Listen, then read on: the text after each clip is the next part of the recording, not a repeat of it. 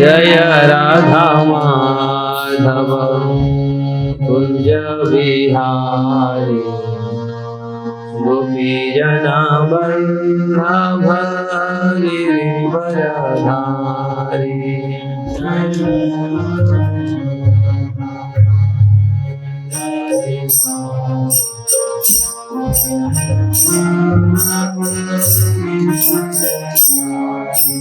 जय राधा माधव कुंज बिहारी गोपी जन वल्लभ गिरिवरधारी।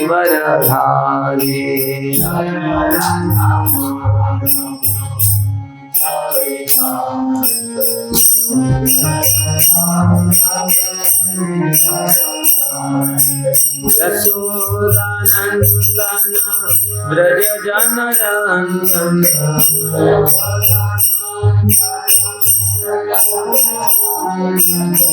यशोदानंदन ब्रज जनरंजन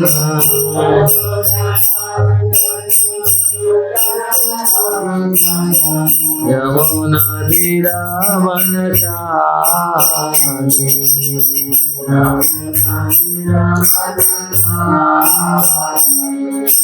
यमुना तीरावनचारी।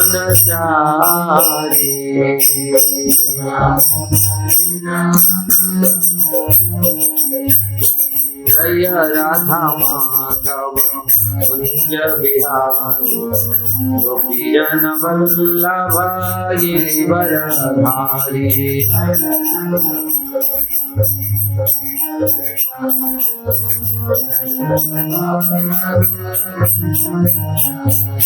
जय राधा माधव कुंज बिहारी गोपी जन वल्लभ गिरिवरधारी।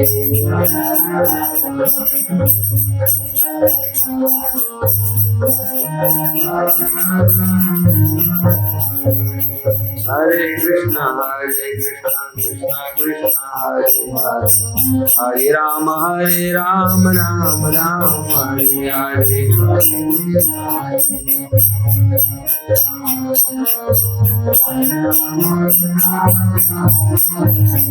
हरे कृष्ण कृष्ण कृष्ण हरे हरे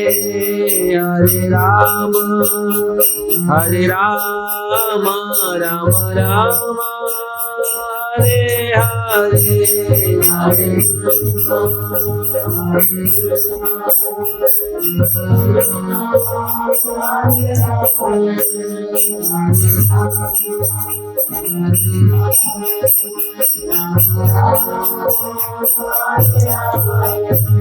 जय राधा माधव राधा माधव राधे।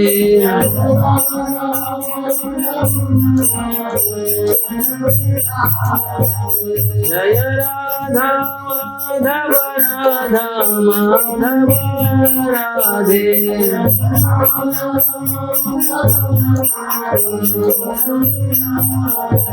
जय कृष्ण बलराम जय कृष्ण बलराम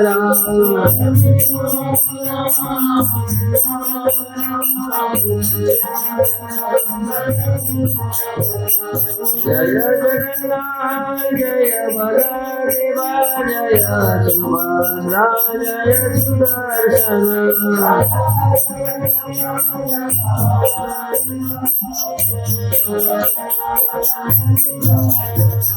जय गौरनिताय जय गौरनिताय गौरनिताय जय गौरनिताय।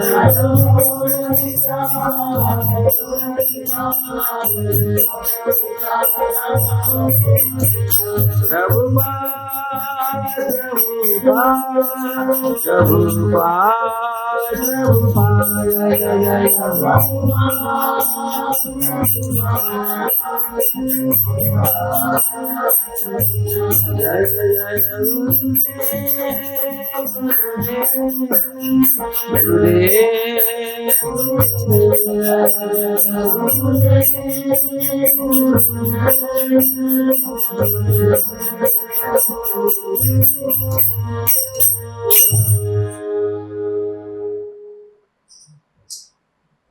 श्री राधा माधव की जय, श्री कृष्ण बलराम की जय, भगवान श्री बलराम सुभाविभाव तिथि की जय, श्री गौरनिताय की जय, संतरा श्रीमद् भागवतम की जय, श्रील प्रभुपाद की जय, समवेत भक्तवृंद की जय, गौर प्रमानंद की जय।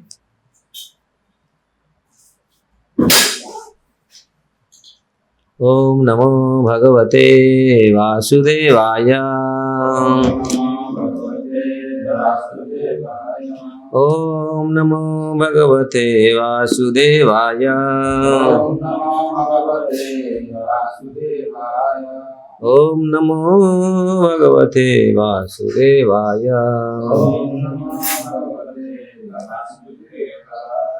नारायण नमस्कृत्य नरं चैव नरोत्तमं देवीं सरस्वतीं व्यासं ततो जयमुदीरये। नष्टप्रायेषु अभद्रेषु नित्यं भागवत सेवया,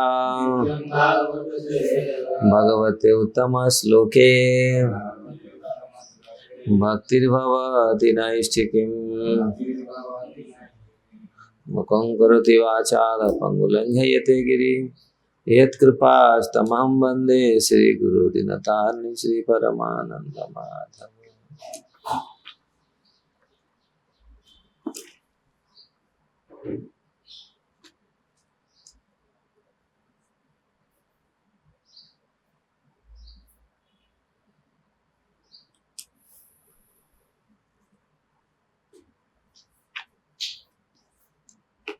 तो आज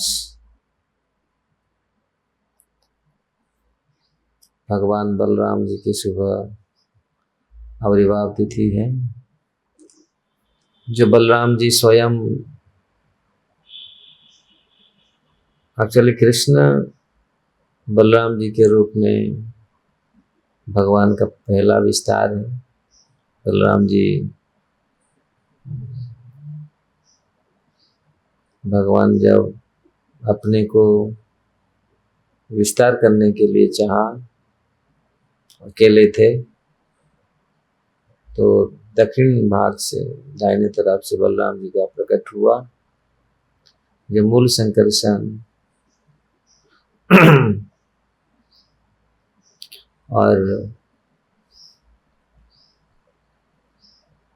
आदि गुरु, जो गुरु के प्रतिनिधि भी कहा जाते हैं, ऐसे बलराम जी के हर बल जो आध्यात्मिक बल के स्रोत हैं, ऐसे सारे सबका बल है,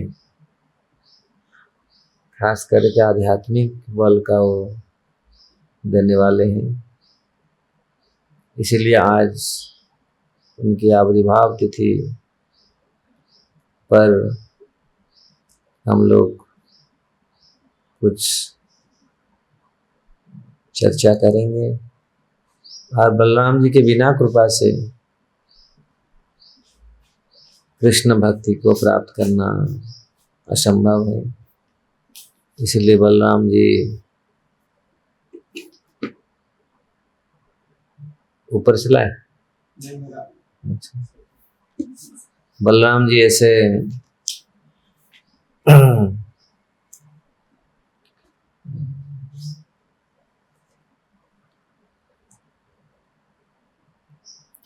बलराम जी की कृपा से ही हम कृष्ण भक्ति प्राप्त कर सकते हैं। जैसे गुरु की कृपा से ही हम कृष्ण भक्ति में प्रवृत्त हो सकते हैं, शुद्ध भक्ति हमको प्राप्त हो सकता है। ऐसे बलराम जी का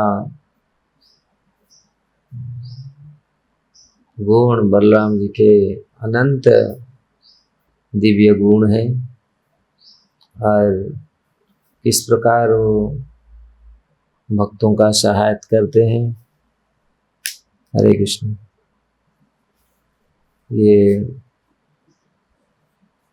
सुखदेव गोस्वामी दशम स्कंद भागवत में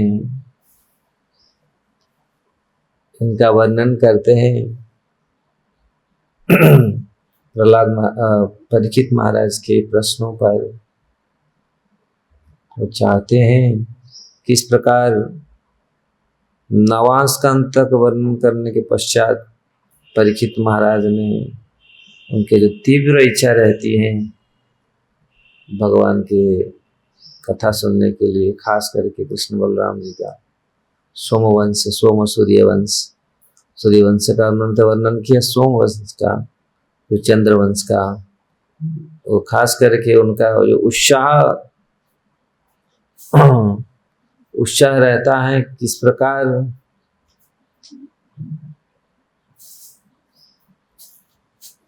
हम लोग जानते हैं किस प्रकार भगवान इस धरती पर प्रकटित होते हैं, भगवान का विशेष कार्य रहता है।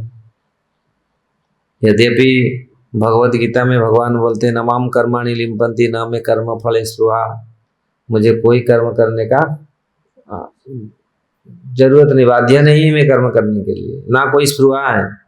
लोग बाध्य होते हैं, स्पृहा ना होने पर बाध्य होकर कर्म करना, नहीं तो करना नहीं मिलेगा, नहीं तो आएगा नहीं, कुछ नहीं आएगा। इसीलिए, लेकिन भगवान को बाध्यबाधकता नहीं है, इनकी इच्छा से सब कुछ होती है। इसीलिए भगवान इस जगत में आते हैं, कुछ प्रकटित करना चाहते हैं, करते हैं,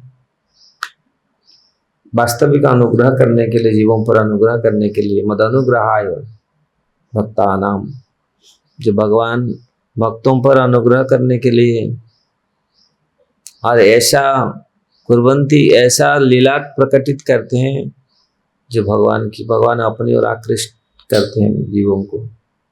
क्योंकि जीव भौतिक जगत में ऐसे फंसा हुआ है और ऐसे आकृष्ट हैं, उसे भगवान के दिव्य लीलाओं को सुन करके, देख करके वो आकृष्ट होगा और भगवत धाम जाने के लिए प्रयत्न करेगा, जो उसका असली जगह है जहाँ।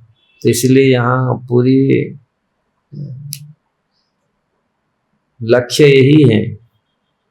तो इस प्रकार कि कृष्ण बलराम वृंदावन में आज 5000 साल पहले आए थे, ऐसा अलौकिक लीला उन्होंने की थी, आज भी स्तंभित करता है वो लीला को सुन करके, देख करके लोग आज नहीं पूरी युग युगों तक ये इसका गायन पठन करने से हर प्राणी, कोई भी प्राणी सुनेगा तो उसका कल्याण होगा। तो इसलिए बलराम जी का जो आयुध हल है, और वो हल जब हमारे हृदय में चलेगा, हमारे गुरु महाराज हमेशा ये कहा करते थे, जब तक बलराम जी का हल हमारे हृदय में नहीं चला तो हमारे हृदय का काम, जो वासनाएं हैं, वो वासनाएं खत्म नहीं होगा। वासनाएं को जो खास करके विषय वासनाएं, वो खत्म नहीं होगा। तो बलराम जी का हल जब चलेगा, मतलब गुरु जी का जो कृपा होगा, तब हमारे हृदय में पूरी वासना मिट जाएगा, वासनाओं का पूरी जड़ उखड़ जाएगा और कोई वासना नहीं रहेगा। तब शुद्ध कृष्ण भक्ति का पौधा विकसित होगा। जब तक जो खेत करते हैं उनको मालूम है, जो अच्छा से खेती जो हल चलाते हैं और बीज जब डालते हैं ना, जो पूरी घास फूस जो पूरा सारे अल्टर सल्टर क्या यहाँ बोलता सब पूरी खत्म हो जाता है, और जब बीज डालते हैं तो बारिश होता है, तब बहुत अच्छा पौधा निकलता है। कृष्ण भक्ति इस प्रकार है। महापुरुष कितनी बार इसका उदाहरण दिए हैं। अच्छा जमीन चाहिए तो जमीन को बनाने वाले बलराम जी हैं, वो तैयार करते हैं पूरी हल लेके हल। अगर हमारे हृदय को पूरी अच्छा से शुद्ध करना चाहते हैं तो इसलिए नित्यानंद प्रभु का बलराम जी का कृपा आवश्यक है। अगर बलराम जी का कृपा हल हमारे हृदय में चला तो हमारे जो अहंकार, अभिमान और ये काम, क्रोध, विषय का जो भान है वो विषयों का भान दूर हो जाएगा। असली विषय जो कृष्ण, वो फिर हमारे हृदय में जागृत होगा, प्रकटित होगा। तो ये लंबी कथा है। बलराम जी का तो अनंत गुण है, उनका नाम ही अनंत है, शेष है। ये गर्गाचार्य जो नामकरण करें कृष्ण बलराम का, इसमें सब कुछ आएगा। अभी टाइम कितना है देखो, हम कितना समय हम लोग दे पाएंगे, लेकिन मेरे मन में जो बलराम जी प्रकटित करेंगे इसके हिसाब से हम लोग चलेंगे तो कम से बंद कर पाए। नहीं तो कथा तो पूरी एक एक श्लोक ऐसे बहुत सुंदर सुंदर सुखदेव गोस्वामी ने भगवान बलराम जी के बारे में वर्णन किए हैं। अनेक शास्त्रों में बलराम जी के बारे में भी वर्णन है। तो इसलिए और बलराम जी को समझना थोड़ा सा कठिन है, क्योंकि गुरु को समझना भी कठिन है। तत्व बलराम तत्व गुरु तत्व थोड़ा कठिन है। और वो तो यहाँ बलराम जी का जो कार्य है, कृष्ण बलराम जब अवतरित हुए थे, हम लोग देखे हैं किस प्रकार 5000 साल पहले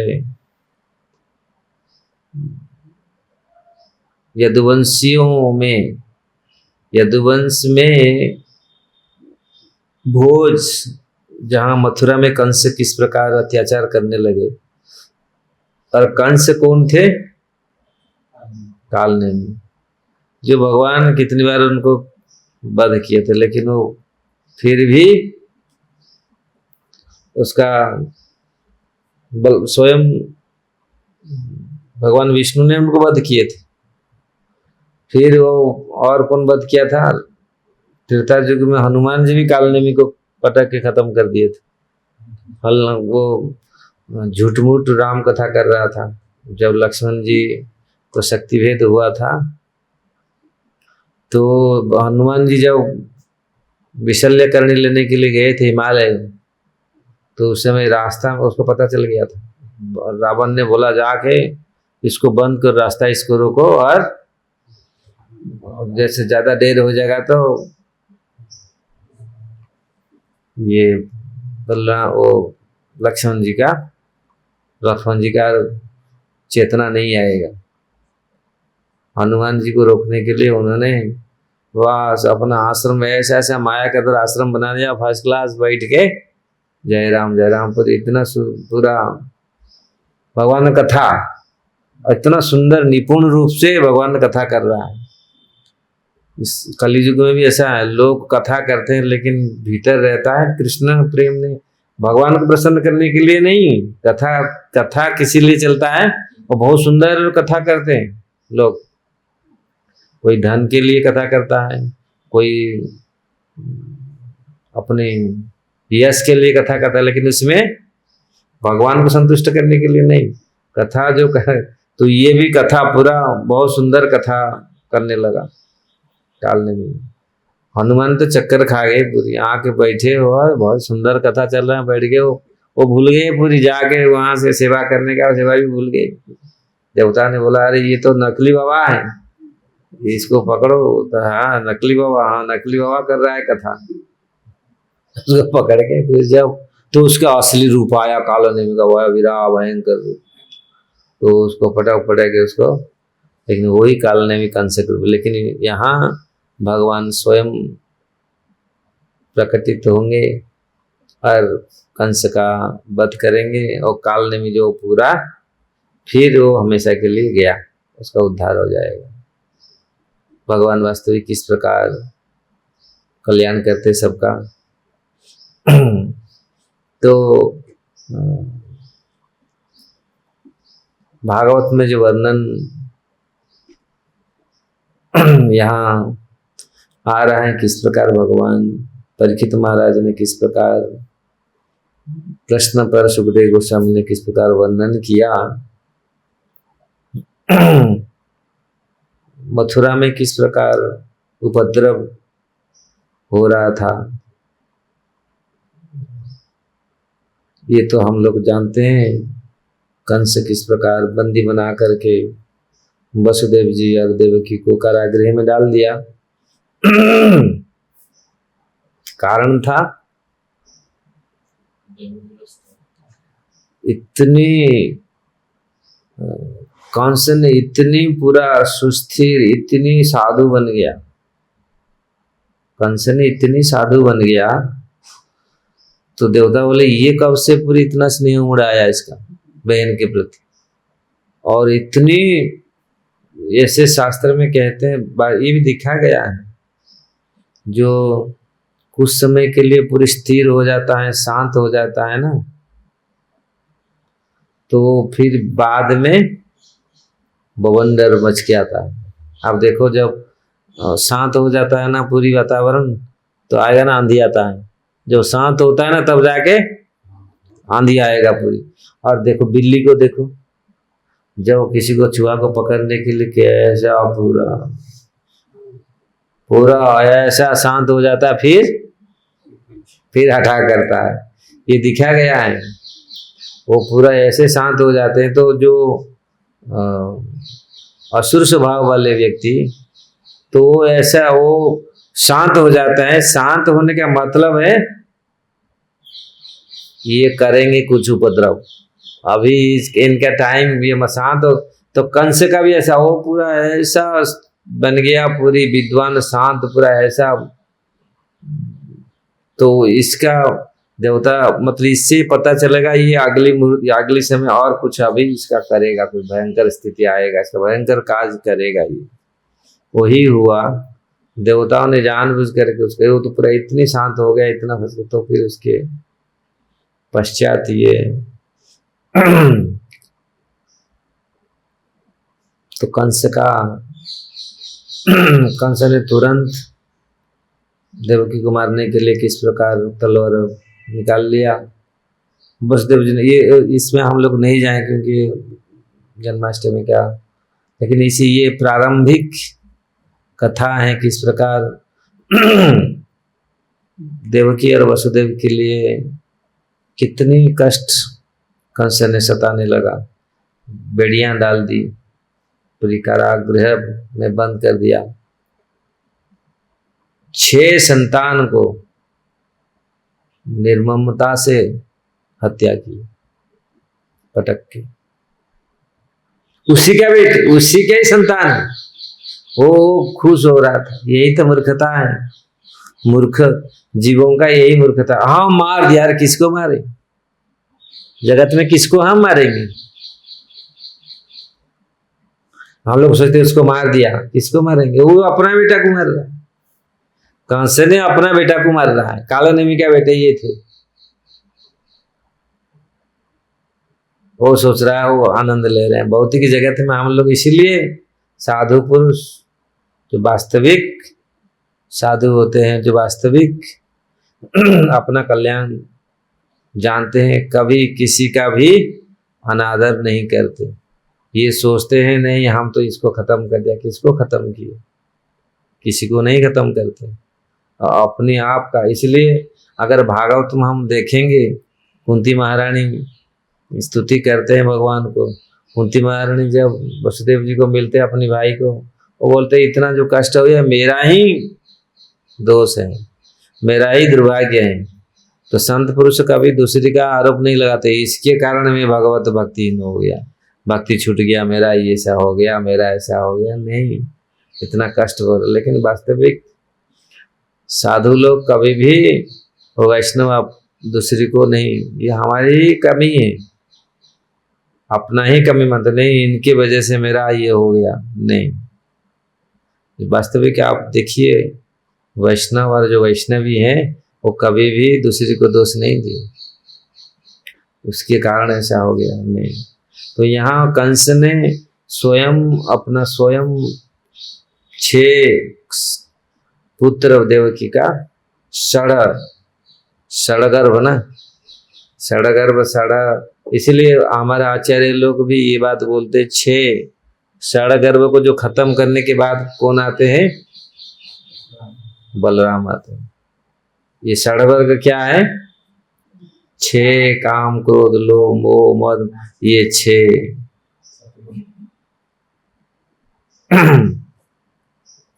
ये 6 वर्ग, जो 6 रिपु हैं, 6 रिपु मतलब शत्रु हैं, ये 6 को जो दमन करता है तो फिर बलराम जी का प्रकट होता है। तो 6 संतान को मार डाले। तो यहाँ सुंदर कथा, यहाँ पर एक सप्तमं वैष्णवं धामं यम अनंतं प्रचक्षते गर्भो बभुवं देवक्या हर्ष शोक विवर्धन। तो यहाँ सप्तमं वैष्णवं धामं यम अनंतं प्रचक्षते, तो इसलिए यहाँ किस प्रकार स्वयं बलराम जी सप्तम गर्भ में प्रकट हुए और भगवान योग माया को यह आदेश दिए, क्योंकि बलराम जी चेक करने के लिए आते हैं, भगवान जहाँ प्रकट होंगे स्थान को शुद्ध करने के लिए आते हैं। और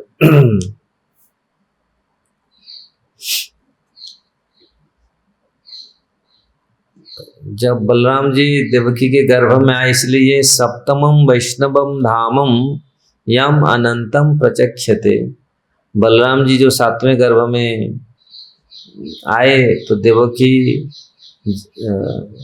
को स्वाभाविक रूप से हर्ष हुआ। जब बलराम जी गर्भ में देवकी के गर्भ में आए, इसलिए गर्भो बभुव देवक्याम हर्ष शोक विवर्धन।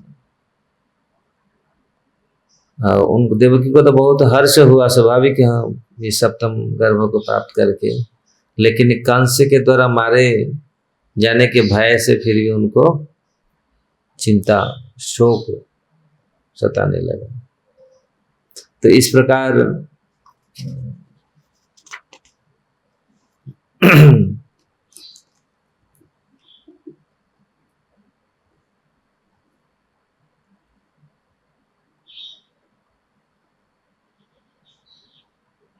ये बहुत बड़ी कथा है, किस प्रकार ये जो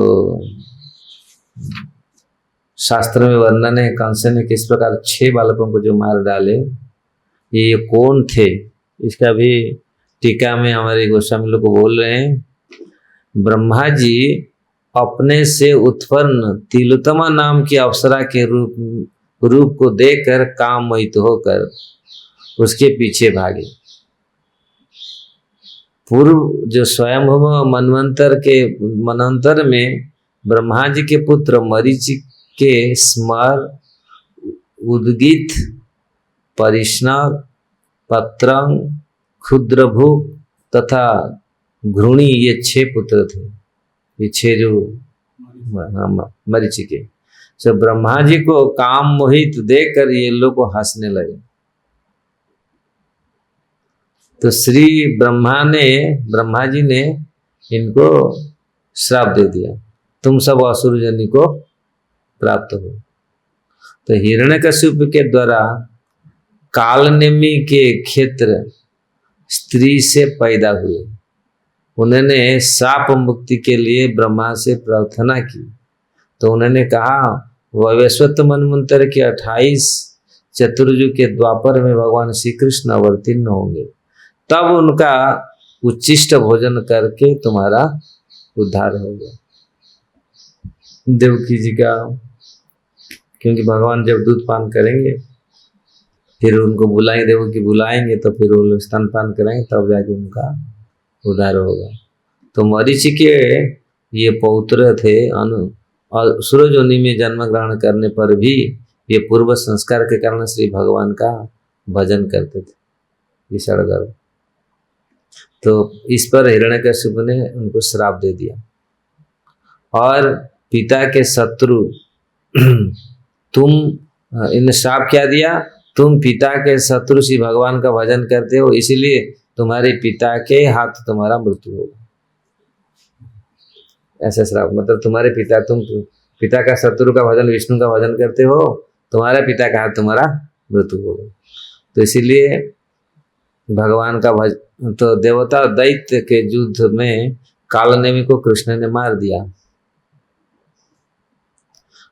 उसके 6 पुत्रों ने सुतल में जाकर राजा बलि के शरण में ग्रहण की, तो इनका नाम षडगर्भ पड़ा।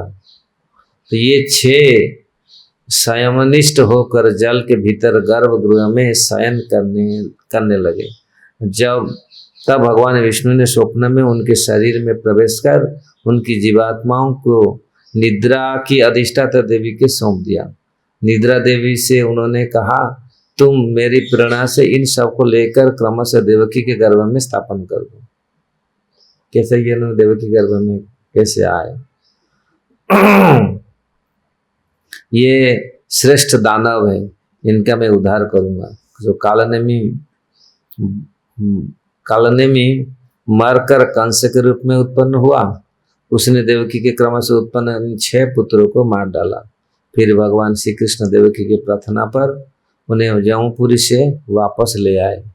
उन्होंने श्री कृष्ण का उच्चिष्ट माता देवकी के स्तन दूध का पान किया और उन सब का उद्धार हुआ।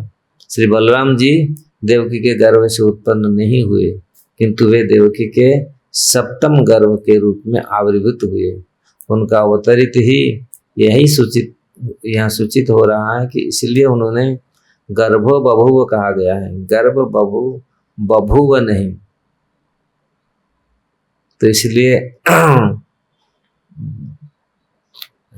क्योंकि सब गर्भ में आविर्भूत हुए लेकिन आए नहीं, इसलिए सब लोग देवकी का ये भी महसूस हुआ शायद गर्भपात हो गया। लेकिन जब भगवान ने योगमाया को उन्होंने बोले, तुम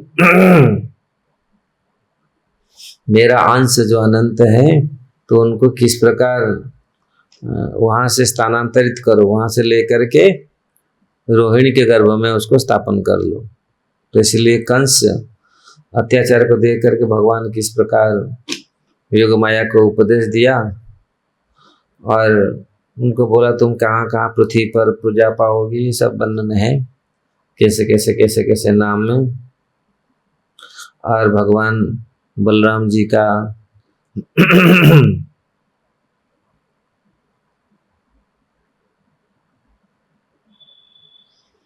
रोहिणी वसुदेवस्य भार्या अस्ति नंदगोकुले अन्याश कंस सविघ्ना विवरेषु वसति देवक्या जठरे गर्भम शेषाख्याम धाम मामकम तत्सन्निकृत्यम रोहिण्या उदरे सन्निवेशया।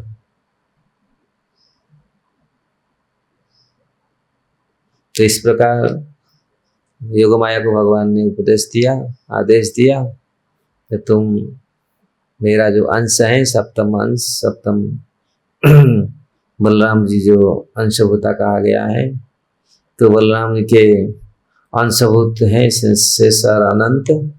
तो देवकी शुद्ध सत्व स्वरूपा है, उनमें जो षडगर्भ जो 6 प्राकृत जीवों का प्रवेश उसी प्रकार संभव है जैसे शुद्ध सत्य स्वरूप स्वयं भगवान प्राकृत जगत में प्रविष्ट करते हैं। तो इसलिए यहाँ भगवान कृष्ण ने योगमाया को बुला करके ये आदेश दिया कि किस प्रकार मेरा जो अंश अनंत को, स्वांश को देवकी के गर्भ से लेकर के रोहिणी के गर्भ में स्थापन करना। तो रोहिणी माता किस प्रकार पहले से ही ब्रज में रह रहे थे, मथुरा में थे, लेकिन मथुरा से धीरे से उन्होंने छुप करके निकल गए थे, क्योंकि वसुदेव जी के बहुत सारे पत्नी थे। तो उनमें से देवकी है, रोहिणी है और भी बहुत सारी रानियां थे। तो रोहिणी का गर्भ था, तो इसीलिए वसुदेव जी ने व्यवस्था की थी, उनको छुपा करके भेज दिए थे नंद महाराज के घर पर, नंद ब्रज में। इसलिए यहाँ पर आया, वो छुप करके रह रही थी, क्योंकि कंस डर था, कंस ने सबको हत्या करेगा, तो इसलिए उन्होंने छुप के जा करके शाम के, बोलते शाम के समय घोड़ी पर बैठ करके रोहिणी माता ने गोकुल में पहुंच गए थे। तो वहाँ ये अचानक ही ऐसा, जब योगमाया ने देवकी के गर्भ से ला करके स्थापन किया रोहिणी के गर्भ में, रोहिणी का गर्भ पहले तो फिर रोहिणी ने पूरा ये हो गया, ये कैसा, ये ऐसे कैसे हुआ, तो फिर उनको स्थापन किया। तो उन्होंने स्वप्न उनको बताया आके, देखो ये मैं गर्भ ला करके आपका ये मैं स्थापन कर रहा हूँ, आपका चिंतित नहीं होने का। तो इसलिए ये सारे चीज ये भगवान के शक्ति से ही संभव है। और ये योगमाया किस प्रकार कैसा कार्य कर सकते हैं, आज इसको सोचना भी बहुत कठिन काम, लोग सोच नहीं सकते। मतलब कुछ ऑपरेशन कुछ नहीं, तुरंत ला के गर्भ ला के स्थापन कर दिया, ये कोई संभव है इसे बताओ। लेकिन ये भगवान का मतलब अलौकिक शक्ति है, योगमाया का ये अलौकिक शक्ति है, किस प्रकार उन्होंने ला के उनको वहां पर उनको स्थापन किया। तो इस प्रकार बलराम जी का, इसलिए बलराम जी का नाम संकर्षण पड़ा। रोहिणी के नित्य पुत्र है, इसलिए उनको रोहिणी नंदन कहा गया है। बलराम इसलिए बल आध्यात्मिक बल देते हैं, इसलिए बलराम है ये। और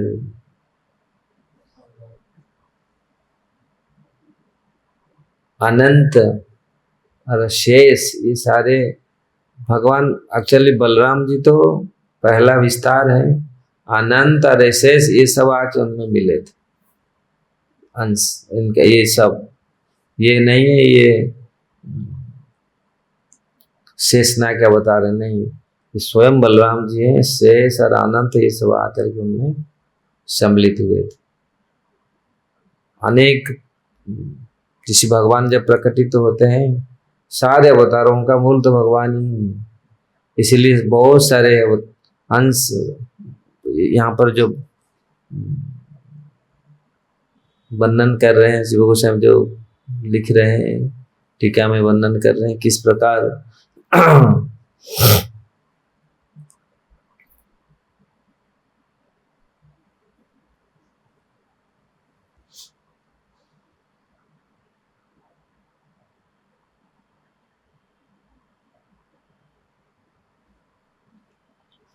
तो बलराम जी स्थान को शुद्ध करके, देवकी के गर्भ को दर्शन करके शुद्ध करके वो निकले, ब्रज में जा करके उनका आगमन हुआ। और उनका आज के दिन उन्होंने प्रकटित हुए थे रोहिणी माता के गर्भ से, इसीलिए रोहिणी नंदन उनको कहा गया है। ऐसे दोनों कृष्ण और बलराम में कोई अंतर नहीं, सर्वअवतारी कृष्ण स्वयं भगवान, ताहार द्वितीय देह श्री बलराम। तो इसलिए वही नित्यानंद प्रभु और चैतन्य महाप्रभु, नित्यानंद चैतन्य कार्य पूरा करे नित्यानंद राम। चैतन्य महाप्रभु का जितने सारे कार्य नित्यानंद प्रभु पूरा करते, इसलिए भगवान कृष्ण का जो कार्य है बलराम जी संपादन करते हैं। तो इसलिए यहाँ कृष्ण बलराम में कोई केवल वर्ण में अंतर है, केवल ये श्यामल है वो गौरव वर्ण के, नहीं तो और कुछ किसी में अंतर नहीं है स्वयं। और ऐसे तो बलराम जी का अनंत गुण है, अनंत लीला है, और खास करके भागवत में बलराम जी जो लीला प्रदर्शन किए हैं, बलराम जी धेनुकासुर को मारे, प्रलंबासुर को मारे, ऐसे अनेक असुरों को बलराम जी ने वध किया। एक्चुअली ये सारे लीला कृष्ण बलराम के लिए तो पूरी ब्रजवासियों के लिए पूरी आनंद का स्रोत था। जो जो लीला भगवान ने ब्रज में किए हैं कृष्ण बलराम, तो अगर धेनुकासुर का लीला हम लोग को लेंगे, धेनुकासुर का लीला बहुत गंभीर लीला है। धेनुकासुर ऐसा असुर था, गधा के रूप में रहता था, और ऐसा ताल वन में ऐसा उसका कब्जा था, सब लोग खाली सुनते थे ताल वन। इसलिए ताल वन को ब्रजवासी लोग, नंद बाबा यशोदा माता ने मना किया था कृष्ण बलराम वहां नहीं जाने के लिए, क्योंकि भयंकर राक्षस धेनुकासुर उसका कब्जा में रखा था, और वहां कोई भी जाते थे सबको मारता था। इसलिए धेनुकासुर का वहां ताल वन का ताल फल को खाने के लिए गोप बालकों का इच्छा हुआ। और वहां भागवत में सुखदेव गोसाई वर्णन करते हैं किस प्रकार बलराम जी को उस्कार रहे। ओ बलदाऊ महाराज, बलदाऊ जी देखो कितने सुगंधित फल आ रहा है, कितना कितना फर्स्ट क्लास सुगंधित आ रहा है, सुगंध आ रहा है। कहाँ से? वो ताल वन की तरफ से। और लेकिन हमारा इच्छा है वहां जाके वो ताल फल खाने के लिए, लेकिन वहां तो हम सुने हैं बहुत बड़ा असुर रहता है वहां। तो बलराम जी को उस्काया, बलराम जी बोले चलो आज। तो बलराम जी आगे आगे चले, और किस प्रकार आगे आगे जाकर के बड़ा विशाल विशाल ताल वृक्ष था और सब पके थे, और ऐसा ताल वृक्ष को उन्होंने हिलाया, ऐसे स्वयं बलराम जी तो स्वयं वास्तविक बल है, अनंत बल है उनमें, संसार का सारे बल है उनसे आता है। ऐसे मारे झटका कई ताल वृक्ष आपस में टक्कर खा करके बहुत सारे ताल गिरे, हिलाए पूरी वृक्ष को, बहुत सारे ताल पड़े। बलराम जी का बहुत लीला है। और तो तुरंत सुन करके वो खड़ा कर दिया काम, गधे के रूप में रहता था वो, भागा पूरी, देखा तो ये छोटे छोटे बालक खड़े हैं, और बलराम जी तो ऐसे ही थे, और आके उल्टा गधा जैसा मारता है नाथ, वो नाथ मारा। बलराम जी ने उसका पकड़ा, उसका पैर को ऐसे घुमाया, वहीं से उसका काम खत्म पूरा। ताल के पेड़ के ऊपर जाके देखो कितने 10 8 10 साल के बालक है ये, 8 10 7 8 साल की बालक है, 6 साल, हाँ 5 6 साल की बालक थे, 6 साल का बालक कितना। और वो गधा और भयंकर बड़ा गधा था, और उसका पांव पकड़ पकड़ के ये वास्तविक, कभी कभी लोग सोचते हैं ये वास्तविक भगवान का कार्य कैसा होता है, साधारण लोग ऐसे कोई कर सकता है? कोई नहीं कर सकता। 6 साल का बालक ऐसे पकड़ पकड़ के घुमा दिया पूरी,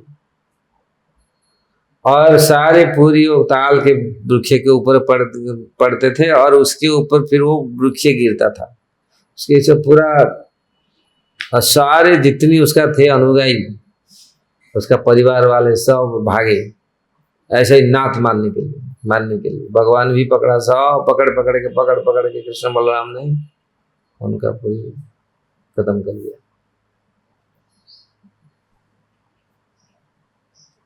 लेकिन वो ताल वन को पूरी मुक्त किया। आज भी ताल वन है पूरी, ये जगह सब जगह ताल वन बलराम जी का जो तो जानते थे गोपालक को भगवान के ये सारे नित्य परिकर थे, जानते थे ये। भगवान भी नहीं चाहते थे उसको मारने के लिए धेनुकासुर को, क्योंकि उन्होंने धेनुकासुर एक प्रहलाद महाराज के वंश में कोई बहुत एक डिस्टेंट रिलेटिव था, इसलिए भगवान ने बोला नहीं इसको, क्योंकि भगवान ने प्रॉमिस किया था प्रहलाद महाराज का वंश का लोगों को नहीं मारने के लिए। इसलिए बलराम जी बोले तो हम तुम घुमाओ उसको, तो उन्होंने ऐसे घुमा करके ब्रज में ऐसा लीला, वास्तविक अलौकिक लीला भगवान की है। ना कोई अस्त्र ना शस्त्र, कुछ नहीं, ऐसे पटक के सबको अंत किया। इसलिए बलराम जी का जहां जहां बलराम जी का ये प्रलम्बासुर का भी ऐसा हुआ। प्रलम्ब ने ऐसा गोप बालक का रूप लेकर के, बहुत भयंकर प्रलम्बा था, और गोप बालक के रूप लेके घुस गया। भगवान ने देख लिया, समझ लिया। बलराम जी तो पूरा सीधे सीधे थे, बलराम जी को मालूम, बलराम जी ऐसे लगते हैं ऐसे सीधे, और वो सोचे शायद भगवान ने जानबूझ करके लिया प्रलम्ब को अपने साथ, और भगवान ने जानबूझ करके हार गए। खेल जो हुआ, खेल में जानबूझ करके भगवान ने हार गए। तो भगवान ने सीधा को अपने कंधे में चढ़ाया, और ये प्रलम्ब ने बलराम जी को चढ़ाया, क्योंकि उनका शर्त था जहाँ ये जो हापाटी हारेगा वो अपने कंधे में चढ़ा करके लेगा, वहां पर ढोएगा।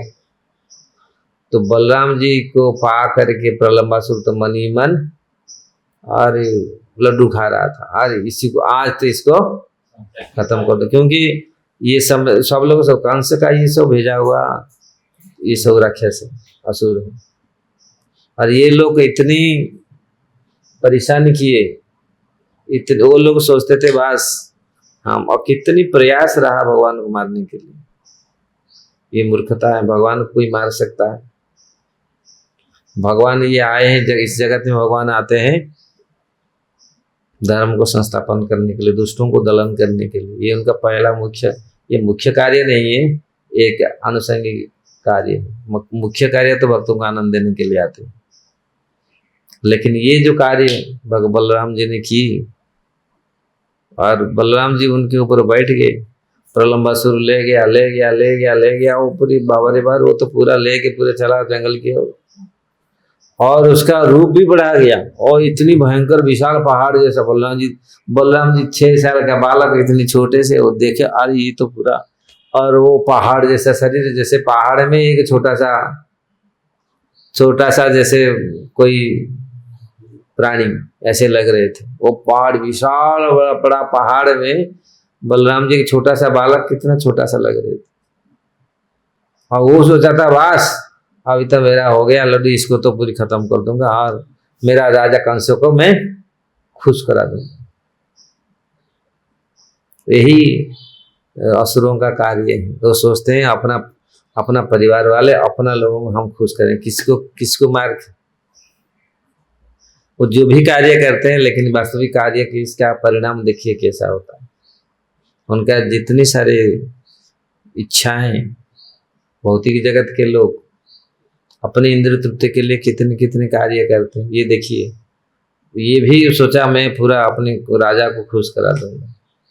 जानता है बलराम जी, ये कृष्ण बलराम स्वयं अवतरित तो हुए, लेकिन फिर भी तो इस प्रकार बलराम जी को मारने के लिए उन्होंने बहुत प्रयत्न किया, बड़ा रूप।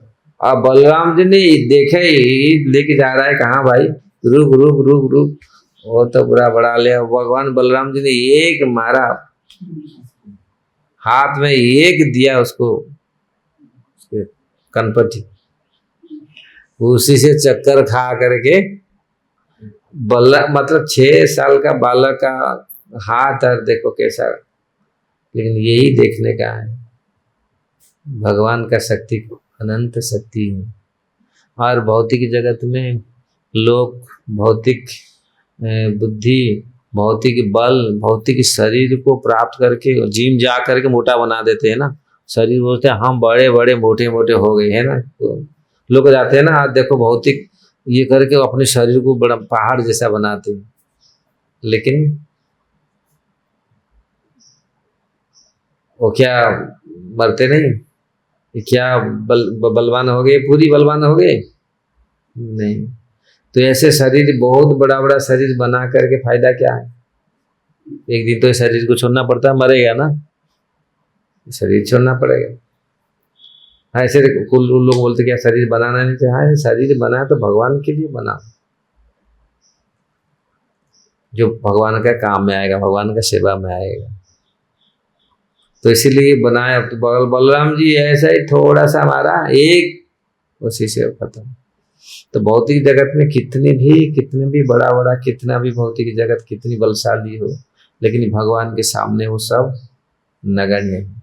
बलराम जी ने पूरा ये बलराम जी ने ये सिद्ध किया, दिखाया। ये भौतिक जगत में जितना भी बड़े बड़े तुम हो, शरीर धारण करके रखे हो, लेकिन भगवान के सामने, भगवान की शक्ति के सामने तुच्छ है। आसुरी की शक्ति कितना भी हो, भगवान के सामने तुच्छ है। कोहरा कितना घन कोहरा हो, लेकिन जब सूर्य भगवान आते हैं वो खत्म। रात कितनी अंधकार हो, लेकिन जब भगवान सूर्य उदित होते हैं तो पूरा फटाक से खत्म हो जाता है। तो इसीलिए असुर कितना भी बलशाली हो, लेकिन भगवान के सामने कर सकती कुछ नहीं। माया कितना बड़ा भी हो, लेकिन भक्ति के सामने, जब भक्ति शुरू होता है ना, भक्ति का जो लो समझ रहे ना, किरण, भक्ति का जो पुंज, भक्ति के रोशनी में ये माया फटाक से तिरोहित हो जाता है। माया जैसे अंधकार है ना, कृष्ण सूर्य सब माया है अंधकार, जहां कृष्ण तहां नहीं माया। तो जब ये पूरा माया कितना बड़ा लगता है, भयंकर है, लेकिन जब भक्ति प्रकटित होता है, भक्ति जिसके हृदय में है, तो ये जगत लगता है जैसे दुश्चर है ना, जगत लगता है क्या क्या ये जगत, लेकिन जिसके हृदय में भक्ति है, ये जगत जिसको उसका अद्भुत नहीं लगता है। लोग इस जगत को देखते कैसे प्रकार है, क्या है, क्या क्या है, कभी कभी पागल हो जाते हैं लोग। कोई तो सोचता है ये जगत है, हम ये आए, हमारी ये पूरा है, और कुछ लोग सोचते क्या कैसा कैसा हो रहा है भाई। लेकिन ये कारण है माया। माया इस प्रकार पूरी बवंडर करके रखा है। लेकिन जब भगवान का शक्ति आता है, भगवान के सामने, भगवान की शक्ति के सामने ये सब मिट जाते हैं। इसलिए बलराम जी का सामने प्रलंबासुर एक ये में भगवान को मालूम था ये बलराम जी इसको ये करेंगे, तो प्रलंबासुर को भी जैसे, अगर हम लोग श्लोक हिसाब से जाएंगे बहुत, चले इसमें वर्णन है किस प्रकार सुखदेव गोस्वामी यहाँ 10वें स्कंद भागवत के 2 अध्याय में ये वर्णन कर रहे हैं। गर्भ संकर्षणात् वै प्राहु संकर्षणा भुवि रामेति लोकरमणा बलभद्रं बलच्छुयात्। गर्भ संकर्षणात् वै प्राहु संकर्षणं भुवि रामेति लोकरमणा बलभद्रं बलेच्छयात्। तो किस प्रकार देवकी गर्भ से निकलकर रोहिणी के गर्भ में भेजे जाने के कारण रोहिणी का पुत्र संकर्षण भी कहलाएगा। अब गोकुल के सारे निवासियों को प्रसन्न करने रखने की क्षमता होने के कारण ये राम कहलाएंगे। इसलिए राम संकर्षण और अपनी प्रचुर शारीरिक शक्ति के कारण बलभद्र भी ये कहलाएंगे। इसलिए यहाँ भगवान स्वयं अपने बारे में, बलराम जी के बारे में ये शब्द कहे थे जोगमाया को। इसलिए बलराम को संकर्षण, बलराम या कभी कभी राम नाम से पुकारते हैं, विख्यात हैं। इसलिए महामंत्र में हरे कृष्ण कृष्ण कृष्ण हरे हरे, हरे राम राम राम हरे। प्रभुपाद जी बोल रहे हैं, जब राम को बलराम कहा जाता है तो कुछ लोग आपत्ति करते हैं। भले ही भगवान राम के भक्तों को इससे आपत्ति हो, किंतु बलराम तथा भगवान राम में कोई अंतर नहीं। इसलिए कभी कभी ये लोग बोलते हैं राम और बलराम, कृष्ण बलराम, ये कोई इसमें कोई अंतर नहीं। इस प्रकार बलराम जी का ऐसा अनंत और एक लीला है। जब बलराम जी ने एक बार दुर्योधन के कन्या को, लक्ष्मणा भगवान का एक रानी थे, लेकिन लक्ष्मणा दुर्योधन कन्या भी थी। इसलिए दुर्योधन और भगवान कृष्ण ये दोनों समिधि थे, समिधि ना, समिधि थे। और लेकिन समिधि होने पर भी देखो क्या, और वो समिधि कैसे बने, सांब ने जा करके जबरदस्ती वो लक्ष्मणा को उठा लिया। कहाँ, हस्तिनापुर आकर के। वो लोग सोचते थे ये ऐसा ऐसा हम कर देंगे, ऐसा ऐसा। कभी कभी लोग भाई ये लोग को इतना होने पर भी देखो कितनी अहंकार था। एक बेटा भगवान का जो बेटा सांब, एक आकर के छत्ता, मतलब कहाँ, द्वारका से आकर के, गुजरात से आकर के यहाँ उठा लिया पूरी। अरे इसके पीछे सब भागे, कर्ण द्रोण ये सब पूरी लड़ाई की, ओ पूरी सबका छत्र उड़ा दिया पूरी। इतनी सुरवीर थे सांब। उसको फिर बहुत कष्ट से उसको बंदी बनाए। वो इतना संभल में नहीं आया, अकेले पूरा सबका छक्का उड़ा दिया पूरी। कुरुवंश का जितना महान महान वीर थे सबका छक्का उड़ा दिया पूरी। फिर बहुत कष्ट से उसको पकड़, नारद मुनि तुरंत जाके बोल दिए ऐसा हुआ। उसको पकड़ के बंदी बना के रखे हैं ये। तो ना फिर सब बलराम जी, तो भगवान बोले चलो युद्ध करके उसको ये करें, ये तो ऐसे छोड़ेंगे नहीं। बलराम जी बोले अरे वो दुर्योधन मेरा शिष्य है, चिंता मत कर, मैं उसको। फिर दुर्योधन और उद्धव ये दोनों आए। उद्धव जी और उद्धव जी तो जानते हैं, उद्धव जी भगवान बोले तुम जाओ साथ में, क्योंकि बलराम जी तो भाई क्या कर दें कोई ठिकाना नहीं, वो गुस्सा हो जाएंगे तो फिर उल्टा फुल्टा सब कर देंगे। इसीलिए बोले थे तुम साथ में जाओगे। उद्धव जी जा करके बोले, बलराम जी आए तो दुर्योधन ये लोग सब आए पूरी, क्योंकि बलराम जी पहले एक आम के बगीचा में खड़े रहे। वो उद्धव जी को भेजे जाओ उसको कुछ, तो जाके उनको खबर दिए। तो दुर्योधन सब आया पूरी सामग्री लेके पूजा, चाहो चलो गुरुदेव चलो इधर। जब बलराम जी जाके पहुंच गए भीतर, बलराम जी बोले ये सब ये जो आप लोग जो किया ये ठीक नहीं है। हमारा पुत्र को तुम लोग बंदी बना के रखा है, ये ठीक नहीं है। अकेले फिर अरे अकेले लड़ो, तो कई लोग मिलकर के उसको बंदी बनाए। वो अकेले तो सबको कर देता कल्याण, महाभारत तो वहीं शुरू हो जाता। लेकिन कई लोग मिलकर के सांब को बंदी बनाए। सांब साधारण ये में संभला नहीं पूरी, तो तुम लोग ऐसा किया ये ठीक नहीं है। अरे बाबा ये सुनकर तो पूरा पूरी लाल पीला हो गए। बोले हम कुरु, हमारा पूरा, हम तो पूरा संसार को हम शासन कर रहे, तुम लोग क्या वो जाके बैठे हैं वहाँ द्वारिका में समुद्र के किनारे, समुद्र के बीच में, डर के मारे ऐसे ऐसा पूरा खराब करके कृष्ण बलराम को सुनाया। अरे हम लोग तो पूरी, आप लोग हमारे वंश में संबंध होने के नाते आप लोग को ज्यादा बड़ा हो गया, लेकिन आप थोड़ी बड़े थे। ऐसा ऐसा शब्द मतलब भगवान को भी देखो पहचान।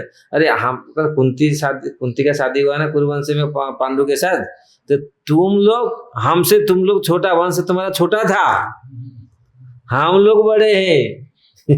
ऐसा पूरा आप लोग तो, हम लोग थोड़ा कुछ ये करते तो दे देते आप लोग। तो बलराम जी बोले यार, फिर भगवान कृष्ण को भी बहुत बुरी तरह से कहा बलराम जी के सामने। वो देखो बड़ा अपनी चतुर समझता है, देखो कहाँ जाके बैठा है, कैसा कैसा करता है। बलराम जी याद किया, अरे कन्हैया ठीक बोल रहा था, इनको तो वहीं से अच्छा से थप्पड़ मार के इनसे लेना चाहिए था, लेकिन मैं सोचा शायद ये मान जाएंगे। बलराम जी बोले ठीक है सब ये बोले। बलराम जी चुपचाप बोले ठीक है, तुम लोग जो बोले इसको क्या है, इसको बोले। बलराम सब लोग जानते हैं बलराम जी गुस्सा करेंगे तो भाई जी भयंकर स्थिति होगा, इसलिए वहां से उद्धव जी बोले चलो चलते।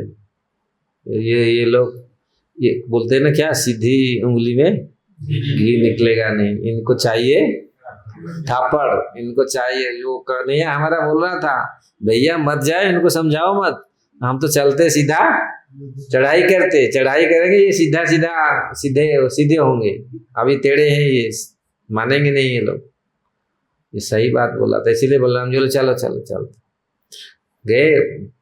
बलराम जी ने हस्तिनापुर का दरबार से बाहर आ गए, बाहर आके बोले अरे कन्हैया का क्या जरूरत है, मैं तो स्वयं इसको कथा का तो उसको क्या जरूरत है। और बुलाया अपना हाल।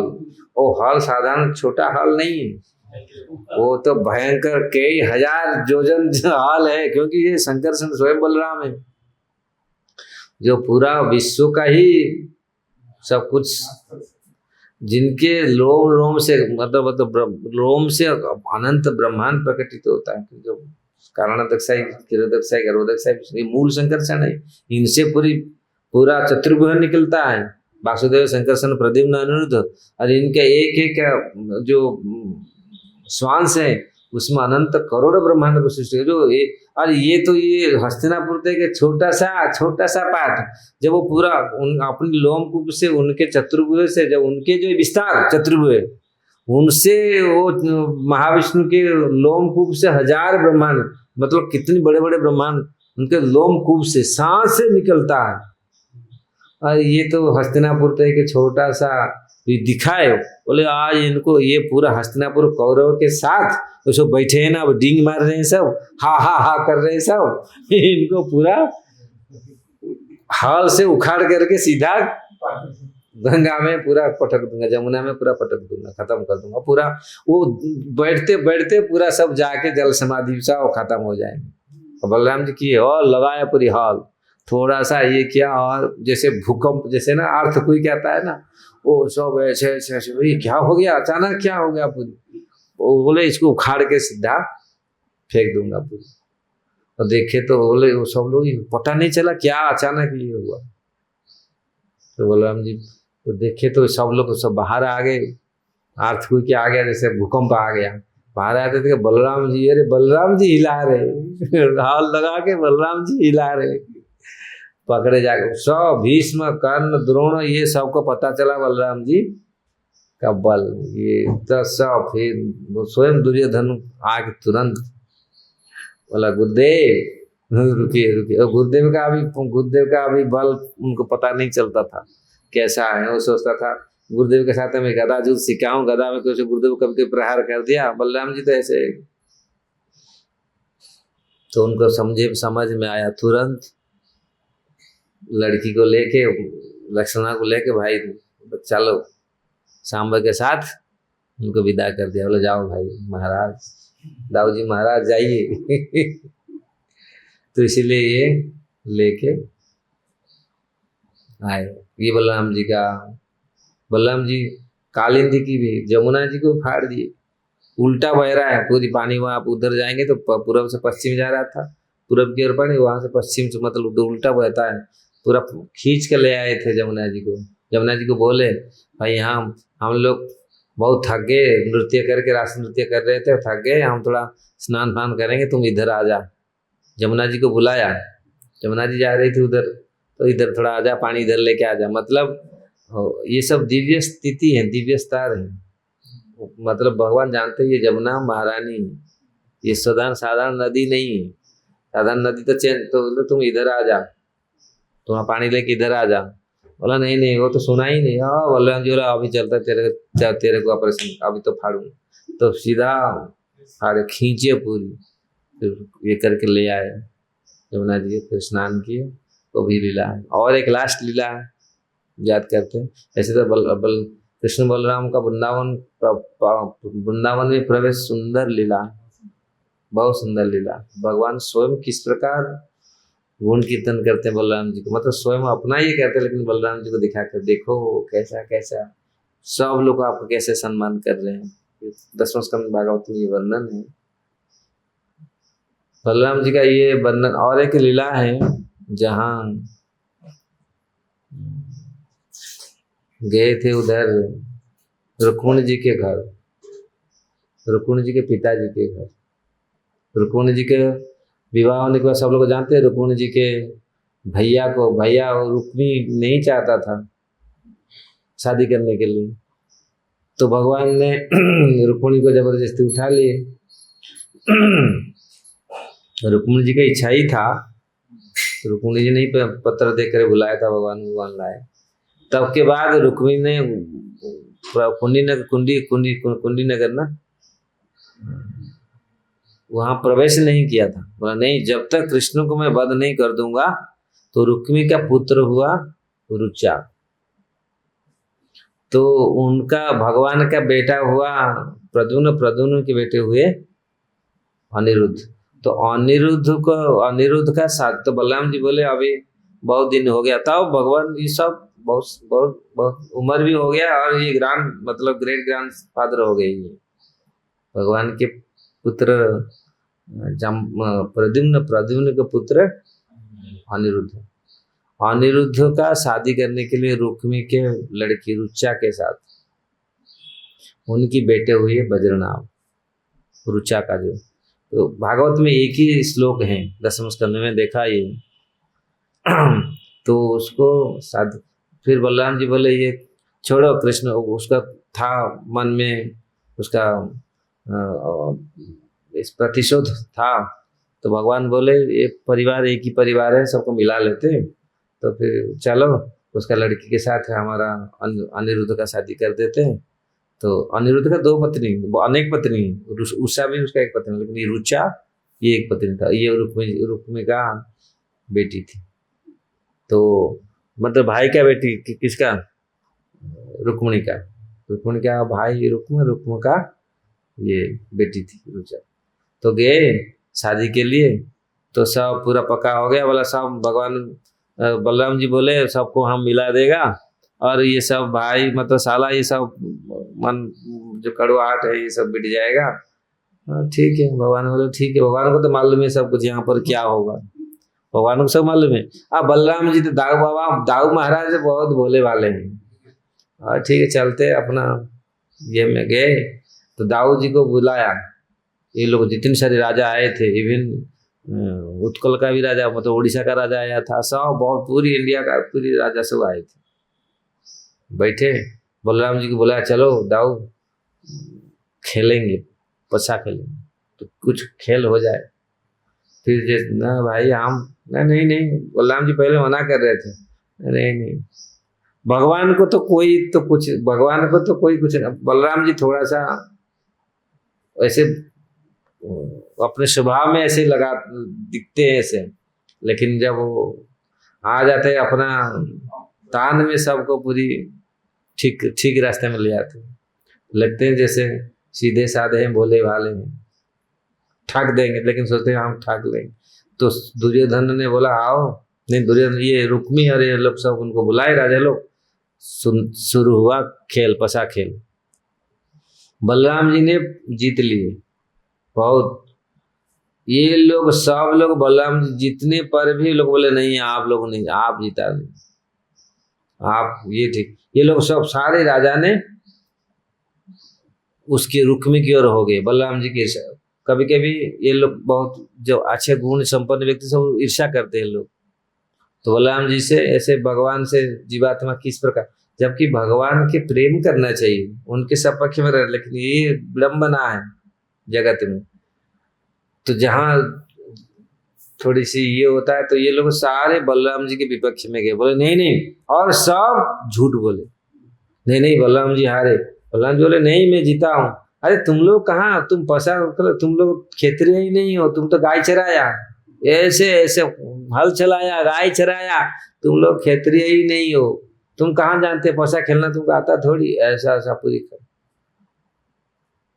तो बलराम जी बोले देखो हम जीता है, देखो। फिर आकाशवाणी हुआ, बलराम जी बोले नहीं बलराम जी जीते, फिर भी ये लोग माने नहीं, फिर हंसने लगे, अरे तुम कहाँ जानते हो, तुमको कुछ मालूम नहीं। और रुक्मी तो भी बहुत खराब, रुक्मी तो बुरा है, तुम लोग क्या जानता कुछ। पहले उड़ीसा का राजा हंसा, उत्कल का जैसे उड़ीसा का राजा हंसा, वो बलराम जी वो जो पकड़े थे ना, वो डाई, क्या उसको बोलते हैं, पसा डाई, ओ ऐसे मारे उसका मुंह को, उसका दांत तोड़ दिए पूरी। और जितने सब राजा लोग सब घेर के बैठे थे, मतलब खेल देख रहे थे ना सब, और बलराम जी उठे पूरी भयंकर। वो रुक्मी बोला नहीं हम जीत गया, तुम लोग जानते नहीं, तो गाय चराए, ऐसा खराब। वो रुक्मी को उठाए, उठा कर उसको वही पटक के वही उसको वही स्वाहा खत्म कर दिया। मतलब अब भगवान तो भीतर थे, भगवान जान रहे, भगवान को मालूम था इसका यही गुरु गए थे वो सब सद्भाव करने के लिए। फिर रुक्मिणी देवी ने देखे, जो रुक्मिणी देवी को भगवान जब लेके हार के लाए थे, रुक्मिणी को ऐसे ही कर रहे थे, बलराम जी ने फटकारा, आए तुम ऐसा साला को ऐसा कर सकता है, तुम ऐसा तुम्हारा साला होगा, तुम ऐसे। भगवान ने बुरी तरह उसको परास्त किया और उसका सिर मोड़ दिया, पूरी आधा ऐसे ऐसे ऐसे कुरूप बना दिया। तो फिर मानने के लिए तो रुक्मिणी देवी प्रार्थना की, तो बलराम जी आए, तो साला तुम तो साला के साले के लिए थोड़ा सा तो उसको दर्द रहो, तुम्हारे हृदय में तो साला है, तुम उसके ऐसे खराब कर। भगवान ने कैसे, बलराम जी ने फटकार के लाए, लेकिन वही बलराम जी देखो रुक्मिणी को पटक करके वही। अब भगवान वहां पर बंधन, सुखदेव गोसाई वर्णन करते, भगवान तो कुछ नहीं बोले, चुप। यहाँ भाई है, वहाँ पत्नी है, क्योंकि रुक्मिणी के ब्रत भाई हैं।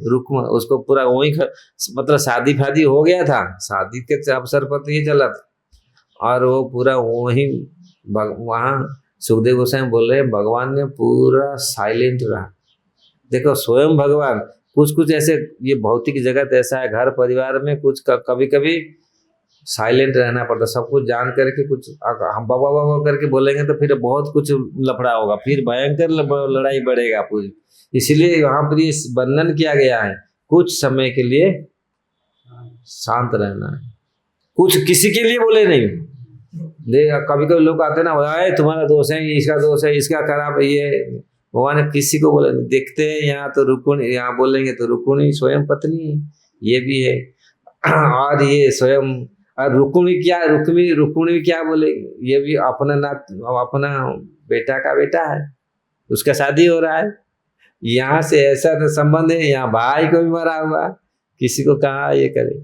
इसीलिए बलराम जी को क्रोध भगवान ने शांत किया, ठीक है दाऊ महाराज, ठीक है, हो गया सब। अरे सारे राजा भाग गए सारे बलराम जी उठाया ना पूरा अपना गदा, सब एक एक करके मारे तो सब पूरी भाग गए सब भागे। लेकिन भगवान ने फिर शांत किया, शांत करके बोले चलो हो गया, अभी शादी फादी सब हो गया, चलो हम लोग चलते। सब फिर लेकर के वापस घर का आए। ये बलराम जी भगवान को जानते हैं अच्छा तरह, क्योंकि स्वयं भगवान बलराम स्वयं है। जब द्वारका में ये हो गया, भगवान 28 दिन तक लड़ाई किया, कहाँ 28 दिन वो भालू के साथ लड़ाई किया था, जाम्बवंत के साथ, वो गुफा में, क्योंकि जाम्बवंत तो पूरा सत्यजू का बुढ़ा है, क्योंकि ब्रह्मा जी के पुत्र हैं जाम्बवंत, क्योंकि भगवान राम जी के साथ, राम जी का सेना में तो कितने जाम्बवंत ने कैसा मारा, वो रावण बोलता है अरे बुढ़ा भालू, अरे भाई वो मारता है ना, उसका एक पॉन्स, एक क्या उसको क्या बोलते हैं, इसको गुस्सा मुष्टि पूरा सहन करना सबके लिए नहीं है, तो बहुत भयंकर। भगवान ने 28 दिन तो सामतक मणि के जो चोरी हो गया था उसके केस में 28 दिन, आज वो गुफा भी है, हम लोग गए थे गुफा में, गुजरात में गुफा है, भगवान जो घुसे थे भीतर, 28 दिन तक लड़ाई हुआ। और वो जितने यदु जो मिलिट्री गया था उनका सेना, भगवान ने बोले तुम लोग खड़े हो, मैं जा रहा हूँ भीतर गुफा के भीतर। ये लोग 10-12 दिन तक खड़े रहे, वो बोले क्या हुआ अभी तक पता नहीं, वो लोग भाग के आगे, फिर डर का आगे, और भगवान पूरा मार मतलब उसको लड़ाई करके उसको शांत किया, और उसका शरीर ऐसे टूटा, भगवान ऐसे मारे जाम्बवंत को, बोला मुझे कौन ये कर सकता है, तो फिर उसका शरीर ऐसे टूटता था। फिर भगवान ने उसका शरीर उसका ये किया, उन्होंने देखा ये स्वयं राम, यही है राम वास्तविक कृष्ण, ये साधारण ऐसे मेरे साथ तो कौन ऐसे लड़ाई कर सकता है इतना 27 दिन। तो फिर भगवान तो उसका शरीर बहुत टूटने लगा, पेन होने लगा, भगवान ऐसे मारे, भगवान स्पर्श किया, उसका शरीर पूरा फर्स्ट क्लास हो गया, उसमें उसका लगा ये वास्तविक राम, क्योंकि राम का वो जानता है। सुग्रीव किस प्रकार सुग्रीव कष्ट हुआ, भगवान खाली टच कर दिया, बाली ने भयंकर पिटाई किया था, टच कर दिया, स्पर्श किया तो पूरा सारे थकान, सारे कष्ट सब मिट गया। तो उन्होंने देखा यही है, तो भगवान ने अपने दिखाया स्वयं राम, वो रूप दिखाया दर्शन, तो यही स्वयं भगवान राम ही है, ये मेरे प्रभु है। तो फिर वो जाम्बवती को, वो सामंतक मणि के साथ जाम्बवती को भगवान को दिया, विवाह किया। तो भगवान उसके, तो बलराम जी को पता चला कन्हैया कहाँ गया। सब लोग बोले कन्हैया गया था और गुफा में, हम लोग तो छोड़ के आ गए, शायद क्या होगा वो सोचे शायद मर गया, इसे कुछ हो गया, गुफा में गया राक्षस ने कुछ क्या किया। बलराम जी बोले कन्हैया क्या तुम सोच रहे, तुम अभी तक कन्हैया को समझ नहीं पाया। अरे बस कृष्ण कृष्ण ही है, उसको कोई, अरे वो तो काल का काल ही है, जो काल जिनके नियंत्रण में, जिनके इशारे में चलता है, उसको चलो मैं चलता हूँ।